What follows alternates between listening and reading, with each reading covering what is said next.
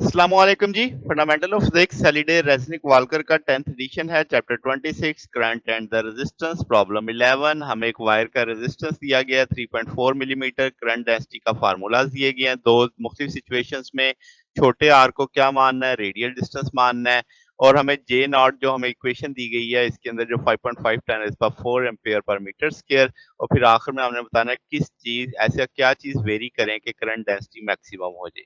अब हम जानते हैं I is equal to J dot A होता है। जे की वैल्यू हम जानते हैं J naught r over R. First case first आपके पास ऑप्शन ए में ये लगाया गया है। अब एरिया पाई आर स्क्वायर है, चूंकि वायर का सरफेस आप कह सकते हैं फेस एरिया।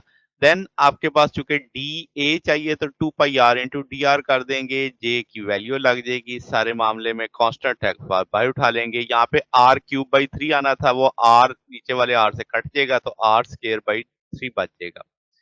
यानी वैल्यू जीरो वाला तो वैसे खत्म हो जाना है। तो बाकी चीजें साइड पे कर ली 2/3 पाई। अब आपके पास जे नॉट की आर की वैल्यू भी है, यानी फर्स्ट केस में 3.4 मिलीमीटर में है। देन आपके पास जे नॉट की वैल्यू भी है। तो इस सारे चीजों को लेकर सॉल्व करेंगे 1.33 एम्पियर आ जाएगा इस मामले के लिए।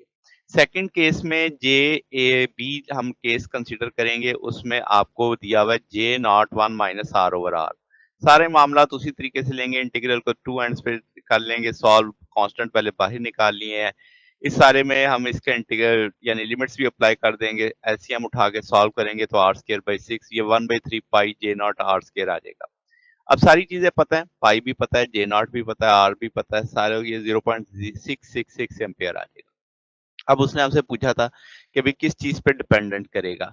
तो आपके पास अगर हम इन दोनों रिजल्ट्स को देखें कि यहाँ का रिजल्ट 1.33 एम्पेयर है, यहाँ का रिजल्ट 0.66 एम्पेयर है, तो हम कहेंगे कि जब आप सेंटर के जितना करीब होंगे सिलेंडर के, एरिया आपका स्मॉलर होगा, रेडियल इंटरवल यानी उसी तरीके से होगा। तो हम कहेंगे कि जितना आप करंट डेंसिटी लोअर करेंगे या क्रॉस सेक्शनल पे, तो हम कहेंगे लोअर करंट आएगा पार्ट ए में, और जे ए का मैक्सिमम वैल्यू होगा near the surface of earth, यानी इसकी करंट ज्यादा है ना।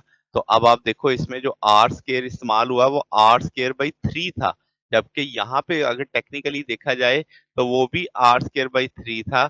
मगर अब आपके पास इस सारे को जब आप सॉल्व करेंगे ये कट गया, तो ये फर्क आ जाएगा आपके पास दोनों में कि 2/3 आर स्केयर बन रहा है एक तरह से, और ये 1/3 आर स्केयर बन रहा है। तो ये आप कह सकते हैं कि वो उससे ज़्यादा करीब है, तो इसलिए उसमें करंट की वैल्यू ज़्यादा आ जाएगी। तो ये जनाब हमारे पास सॉल्यूशन है। अगर आपको इसमें कोई बात पूछनी हो, डाउट हो, नीचे कमेंट्स में पूछ सकते हैं। वीडियो अच्छी लगी हो, वीडियो को लाइक कीजिएगा, दोस्तों के साथ शेयर कीजिएगा, चैनल को सब्सक्राइब कर दीजिएगा। अब तक के लिए इतना ही, बाकी इंशाल्लाह नेक्स्ट देखेंगे। ओके, अल्लाह हाफिज़।